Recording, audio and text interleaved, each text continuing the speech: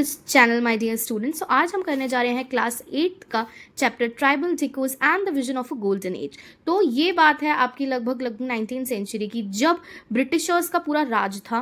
And अब उस समय ट्राइबल्स की हालत कैसी थी। सो इस चैप्टर में लर्निंग ऑब्जेक्टिव्स होंगे आपके story of man Birsa Munda, tribal society के बारे में, and British rule, end of course the impact of British rule on tribals. So notes आप कुछ इस तरीके से स्टार्ट कर सकते हैं। तो स्टार्ट करते हैं। 1895 की बात है, जब बिरसा मुंडा को भगवान माना जाता था मुंडा ट्राइब का।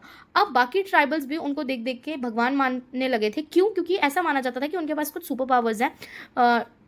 ही बेसिकली लिव्ड इन झारखंड छोटा नागपुर प्लेटो में। सो उनके पास कुछ मिराक्युलस पावर है। वो डिजीज क्योर कर सकते थे, ग्रेन्स को मल्टीप्लाई कर सकते थे। Birsa Munda was the man of god and also he came to save people from dikus. Dikus यहाँ पे मतलब है फॉरेनर्स, कोई भी बाहर का बंदा, या आप ब्रिटिशर्स को समझ सकते हैं। ठीक है, he was known as the Bhagwan Birsa. उनको भगवान बिरसा के नाम से जाना जाता था। अब प्रॉब्लम क्या थी? प्रॉब्लम ये थी कि वो अनहैप्पी थे ब्रिटिश रूल से, क्योंकि ब्रिटिश चाहती थी अपना फायदा करना फॉरेस्ट से, और जो हमारे ट्राइबल्स थे वो फॉरेस्ट को मानते थे भगवान। फॉरेस्ट की हर एक चीज उनके लिए पूजनीय थी।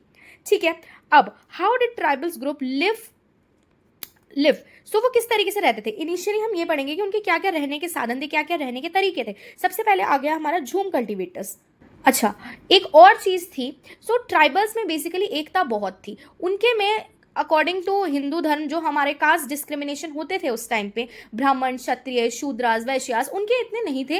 वो लोग, हाँ, थोड़ा बहुत कास्ट डिस्क्रिमिनेशन, कास्ट नहीं, बेसिकली डिफरेंट ट्राइब्स के अलग अलग रिचुअल्स थे, बट उनके में इतना ज्यादा आपका कास्ट डिस्क्रिमिनेशन नहीं था। वो इतना भेदभाव नहीं करते थे।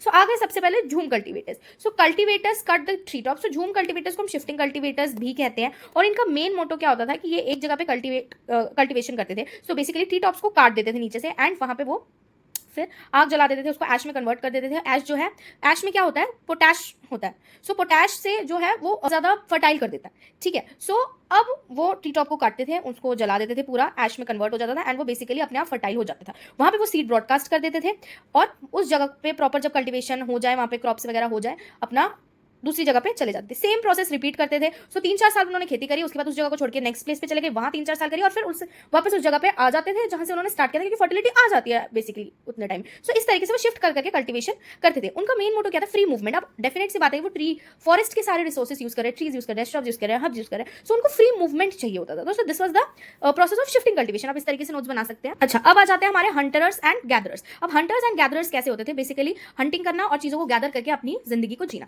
So tribal lived by hunting animal, forest essential for survival. Forest की चीजों को प्रॉपर्ली एसेंशियल तरीके से यूज करना, एंड फिर उसको इस्तेमाल करना। यहाँ पे फेमस है कोन ट्राइब, जो कि ओडिशा की थी, जो एग्जांपल आपकी बुक में दे रखा है। ठीक है, अब ये क्या करते थे? They used to eat meat, fruits, usage of forest goods. जितने भी फॉरेस्ट में चीजें थे उनका मैक्सिमम यूटिलाइजेशन करना। ठीक है, ऑयल एक्सट्रैक्ट करते थे, सीड ऑफ साल एंड महुआ, ये दोनों सीड्स ऐसे हैं जिनसे बेसिकली ऑयल निकलता है। हर्ब्स और श्रब्स को यूज करते थे मेडिकल पर्पस के लिए। ठीक है, sold forest produce in local market में जाके फॉरेस्ट गुड्स को बेचते थे। अब डेफिनेट सी बात है, फॉरेस्ट में कुछ चीजें ऐसी भी होती है जो नहीं पाई जाती, सो उसको वो फॉरेस्ट गुड को बेचते थे, और उसके बदले जो पैसा आता था उससे वो खरीदते थे। सप्लाईज ऑफ कुसुम एंड पलाश, ये दोनों बेसिकली एक तरह के फ्लावर होते हैं जिनसे होली का कलर बनता है। सो उसको भी सेल करते थे वो ह्यूज क्वांटिटी में। बाटर सिस्टम करते थे कि कभी कुछ चाहिए, जैसे फॉर एग्जाम्पल उनको क्लोथ्स चाहिए, या उनको कोई ऐसी चीज चाहिए जो उनके पास नहीं है, तो वो फ्लावर के बदले उन्होंने ग्रेन्स ले लिए, फॉर सपोज वेजिटेबल्स ले लिए, वट एवर इज नीडेड। ठीक है, वर्क एज लेबर। अब जब प्रॉपर्ली, आपको भी पता है कि फॉरेस्ट में हर वक्त सारी फैसिलिटीज नहीं होती, तो जब फॉरेस्ट में उनकी नीड्स कंप्लीट नहीं होती, वो एज ए लेबरर्स भी काम करते थे। लेकिन एक ट्राइब है बाइगास, जिनके लिए ये बहुत अगेंस्ट है, विल के अगेंस्ट काम है अगर वो किसी के अंडर काम करते हैं। सो बाइगास ऐसी ट्राइब थी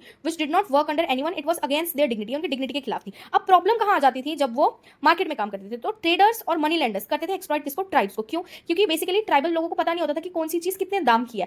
वीट का प्राइस क्या चल रहा है, या फ्लावर का प्राइस क्या चल रहा है, ऑयल सीड्स का प्राइस कितना चल रहा है। सो ट्रेडर्स क्या करते थे? उन पे कम दामों में उनसे खरीद लेते थे। ठीक है, और उनको हाई प्राइसेस में बेचते थे जो चीज़ उन्हें चाहिए होती थी, और उनकी जो फॉरेस्ट गुड्स थे वो कम प्राइस में खरीदते थे। मनी लेंडर्स उनको लोन देते थे एडवांस में, बट उनसे इंटरेस्ट क्या करते थे? बहुत हाई चार्ज करते थे, क्योंकि ब्रिटिश एरा के लोग भी थे वहाँ पे। सो एक्सप्लॉइटेड ट्राइब्स लेड, अब उनको समझ तो आ रहा था कि बाहर के जो लोग हैं ये हमें एक्सप्लॉइट करें, तो इसकी वजह से जो ट्राइब्स थे वो डेट और पॉवर्टी में दसते जा रहे थे। So tribal consider traders and money lenders as evils, इसकी वजह से वो उनको एज ए इविल कंसिडर करते थे। अब आ जाते हैं नेक्स्ट टॉपिक पे, जो कि है हमारा some herded animals. Okay, now tribal groups lived by herding and rearing of animals. अब थर्ड है आपका कि एनिमल्स को किस तरीके से, एनिमल्स के थ्रू वो अपना लिविंग जीते थे। सो आपने पैस्टोरलिस्ट का नाम सुना होगा, who people who are moving from one place to another in search of food for their animals, and यही उनका काम था बेसिकली. सो वो कैसे अपना जीवन व्यतीत करते थे, moved place to place in search of fodder. When grass of one place is exhausted they move to another area, दूसरे एरिया में चले जाते थे. कुछ एग्जाम्पल जैसे वन गुजर्स पंजाब के, लबाडीज आंध्र प्रदेश के, गडीज कुल्लू के, बकरवाल्स कश्मीर के. सो इस तरीके से आप नोट्स बनाइए एंड स्टे ट्यून्ड. मैं आपको पूरा चैप्टर ऑलमोस्ट 1-2 दिन में करा दूंगी. मैंने हाईलाइट्स नहीं किया बट आप हाईलाइट जरूर करिए. स्टे ट्यून्ड, सब्सक्राइब करिए, लाइक करिए, शेयर करिए. Thank you.